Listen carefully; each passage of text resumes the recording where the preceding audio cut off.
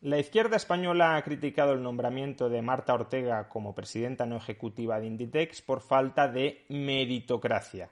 ¿Pero realmente a la izquierda española le preocupa la meritocracia? ¿Realmente la izquierda española promueve la meritocracia allí donde podría promoverla, es decir, en el sector público? Veámoslo.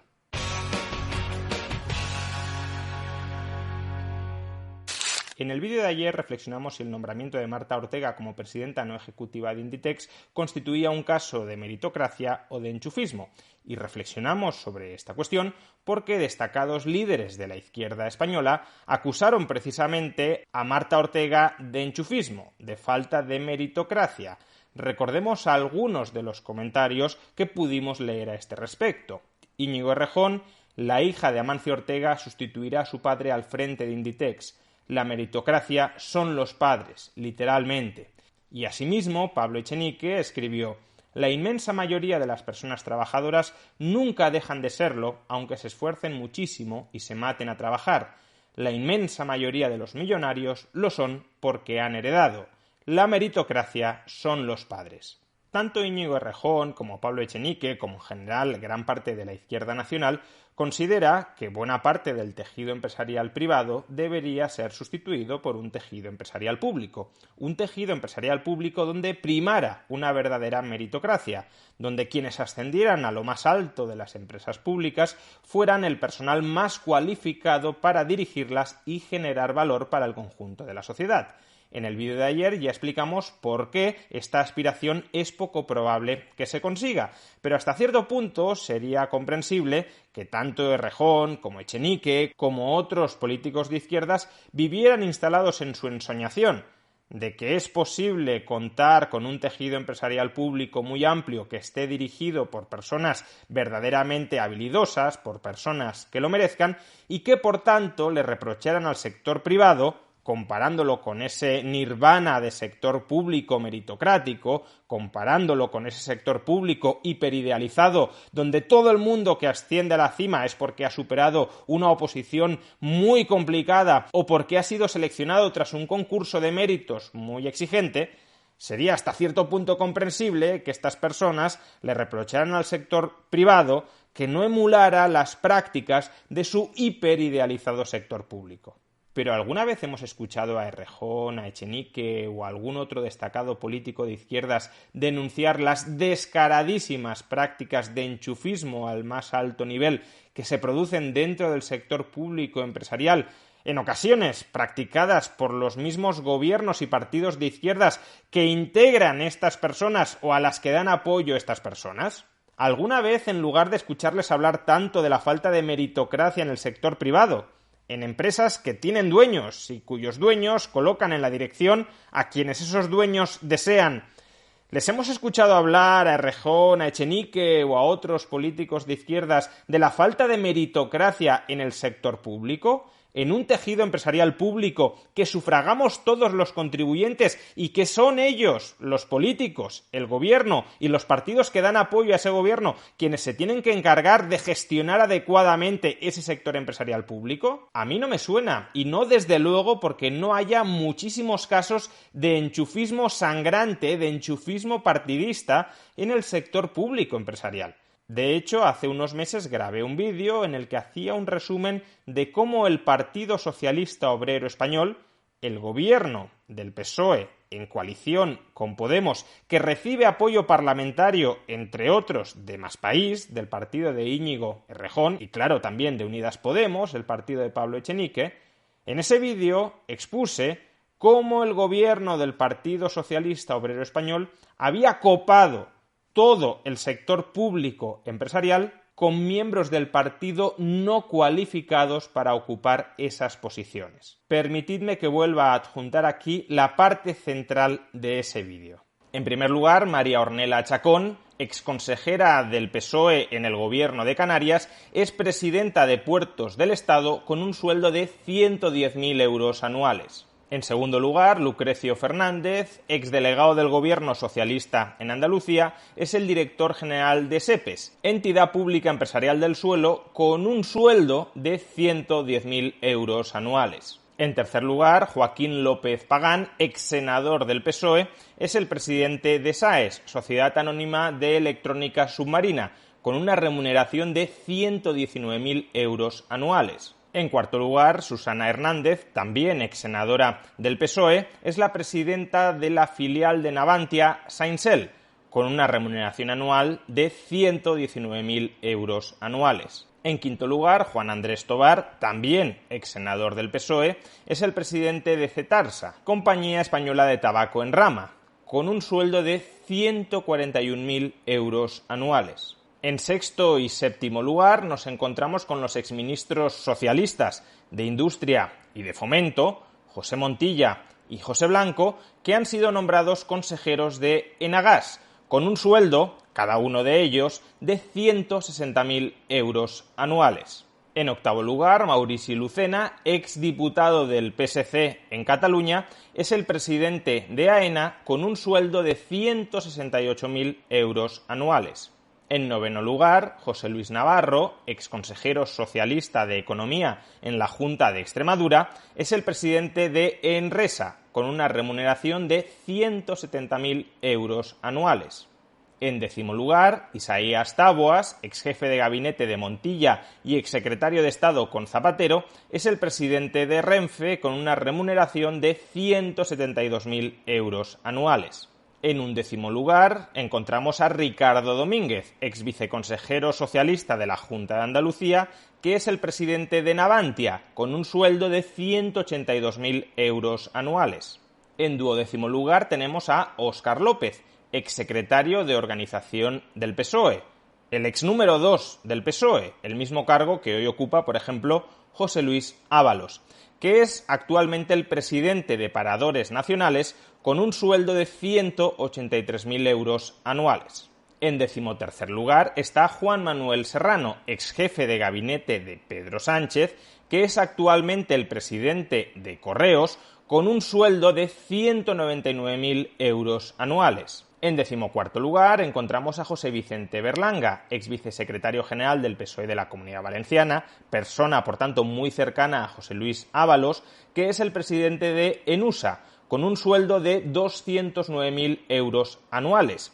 Se da la circunstancia de que Enusa se dedica a diseñar, fabricar y comercializar combustible nuclear para las centrales nucleares españolas y extranjeras, y la formación académica de José Vicente Berlanga es la de filósofo. Una persona, por tanto, extremadamente bien cualificada para el cargo, cuya designación nada tiene que ver con sus conexiones políticas. En decimoquinto lugar está Jesús Huerta Almendro, exdelegado socialista de la Junta de Andalucía en Granada, que es actualmente el presidente de Loterías y Apuestas del Estado, con una remuneración de 223.000 euros anuales.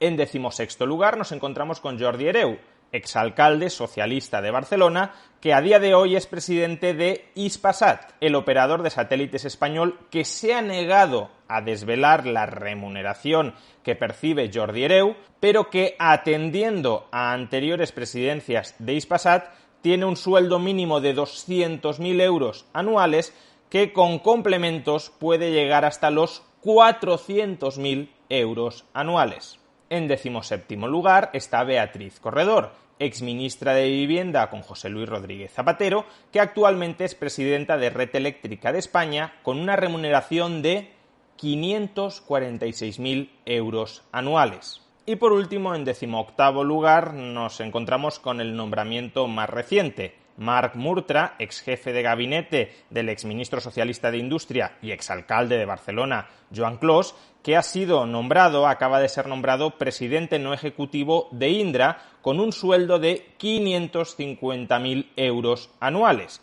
Los enemigos de las puertas giratorias consolidando la puerta giratoria del partido al gobierno y del gobierno a la alta dirección de las empresas públicas controladas en última instancia por ese gobierno, que a su vez está controlado por ese partido. ¿Todo esto que hemos visto es meritocracia? Y si no es meritocracia, ¿por qué Íñigo Errejón o Pablo Echenique no están denunciando estas prácticas escandalosamente antimeritocráticas, tal como están denunciando el nombramiento supuestamente no meritocrático de Marta Ortega al frente de Inditex? De hecho, ¿por qué no alzan mucho más la voz en estos casos que en el de Inditex? Porque en estos casos el enchufismo se está produciendo dentro del sector público con el dinero de todos, y los políticos sí tienen una responsabilidad directa en gestionar bien el sector público. En cambio, el supuesto enchufismo de Marta Ortega en Inditex, que no es enchufismo porque ella es o será la dueña de Inditex y uno no se puede enchufar a sí mismo, pero bueno, el supuesto enchufismo al frente de Inditex cae dentro del ámbito privado, con dinero privado y fuera del ámbito de gestión de los políticos. ¿Por qué señalan tanto el enchufismo, la falta de meritocracia en el sector privado, que ni les va ni les viene, y en cambio guardan un silencio cómplice cuando no desarrollan prácticas cómplices de enchufe, de colocación de miembros de sus partidos en las empresas públicas con respecto a las prácticas totalmente antimeritocráticas que tienen lugar, que están teniendo lugar, que van a seguir teniendo lugar en el sector público empresarial? Recordemos, si no, a este respecto, las palabras de Íñigo Errejón, del propio Íñigo Errejón, reclamando la creación de muchas entidades públicas o semipúblicas o privadas, pero subvencionadas por el sector público. ¿Para qué? Para colocar a los miembros de su partido cuando su partido no esté en el poder. Ejemplo, para los compañeros que gobiernan en Barcelona o que gobiernan en Zaragoza o que gobiernan en Madrid, ¿cuál sería una tarea? Pues una tarea sería asumir, cuando perdamos las elecciones, porque que debería ser dentro de 20 años, digamos, el primer objetivo debería ser revalidar mucho para hacer transformaciones de tanto calado como las que convirtieron a Madrid en un prototipo de ciudad neoliberal por 25 años. No puedo ser más claro. Uno de los principales propósitos de los compañeros que están en los gobiernos de los ayuntamientos del cambio es revalidar. Ahora bien, ¿revalidar para qué? Para dejar sembrado instituciones populares que resistan, y por cierto, y donde refugiarse cuando gobierna el adversario. Pero aquí les lo estoy hablando en un sentido muy de andar por casa. Quiero decir, no estoy hablando de grandes construcciones retóricas. Hace falta que para cuando se acaben los ayuntamientos del cambio, o cuando los ayuntamientos del cambio pierdan elecciones, haya asociaciones de vecinos saludables y enraizadas y con poder en cada distrito. Hace falta que haya clubes de montaña y agrupaciones juveniles. Hace falta que haya más espacios culturales y de autoorganización. Hace falta que estén enraizadas las casetas populares en todas las fiestas. Hace falta que haya asociaciones deportivas coordinadas entre sí. Hace falta una estructura económica autónoma que vaya a permitir, pues por ejemplo, acoger a una buena parte de los cuadros militantes que hoy se están dedicando a los trabajos institucionales.